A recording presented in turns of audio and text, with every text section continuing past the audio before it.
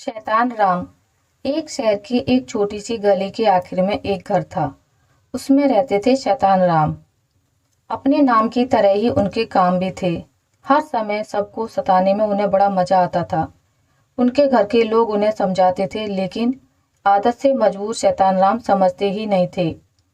वैसे उनका असली नाम तो सुंदर था, लेकिन अपनी आदतों के कारण उनका नाम शैतान राम ही पड़ गया था। एक बार की बात है, उनके घर के सब लोग कहीं बाहर गए हुए थे। शैतान राम घर में अकेले थे। गली के एक घर में एक मुर्गी और उनके कुछ दोस्त रहते थे। शैतान राम उन्हें अक्सर परेशान किया करते थे। कभी मुर्गी को उठाकर कमरे में बंद कर देते थे, तो कभी मुर्गे की गर्दन में रस्सी बांधकर उसे घुमाते थे। मुर्गा मुर्गी ने सोचा कि शैतान राम को सबक सिखाया जाए। उन्होंने अपने कुछ साथियों से बात की। सब उनकी मदद करने को तैयार हो गए। तो मुर्गा मुर्गी ने अपने कुछ दोस्तों को साथ लिया। वे बिल्ली, चूहा, अंडा, कैंची, सुई और गुलदस्ता को लेकर शैतान राम के घर पहुंचे। वे सब धीरे से घर के अंदर चले गए। घर में कोई भी नहीं था। शायद शैतान राम कहीं गए हुए थे। हम लोग शैतान राम का इंतजार करेंगे, सब एक साथ बोले। बिल्ली उनकी रसोई में जाकर छिप गई। चूहा हाथ मुंह धोने वाले नल के ऊपर बैठ गया। अंडा उनकी तौलिया में लेट गया। कैंची सोफे के ऊपर आराम करने लगी। सुई ने उनके तकिए में अपने लिए जगह बना ली। गुलदस्ता दरवाजे के ऊपर जाकर बैठ गया। मुर्गा और मुर्गी दरवाजे के ठीक बाहर खड़े हो गए। जैसे ही शैतान राम दूर से आते हुए दिखाई दिए, मुर्गा कुकड़ू कू करता हुआ घर के अंदर की तरफ भागा। उसकी आवाज सुनकर उसके सभी साथी सावधान हो गए।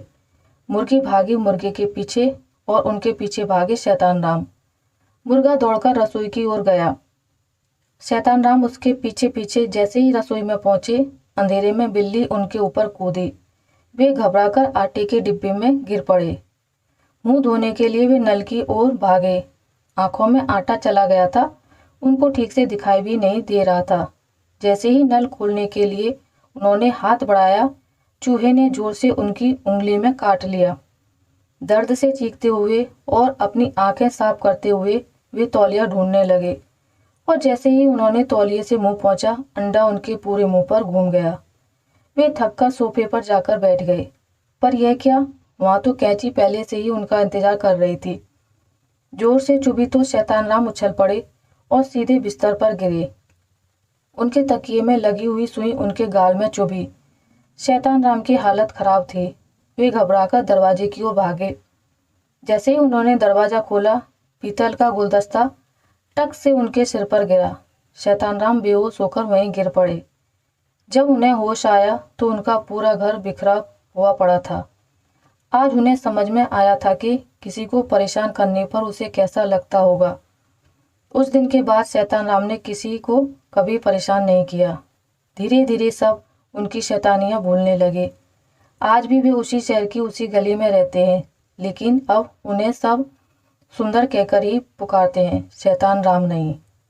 तो दोस्तों, आपको मेरी आज की वीडियो कैसी लगी मुझे कमेंट करके ज़रूर बताइएगा। अगर आपको ये वीडियो अच्छी लगी है तो इसे लाइक करें, ज़्यादा से ज़्यादा शेयर करें, और अगर आप मेरे चैनल पर नए हैं तो इसे सब्सक्राइब करना ना भूलें। मिलते हैं एक नई कहानी के साथ, तब तक के लिए नमस्कार।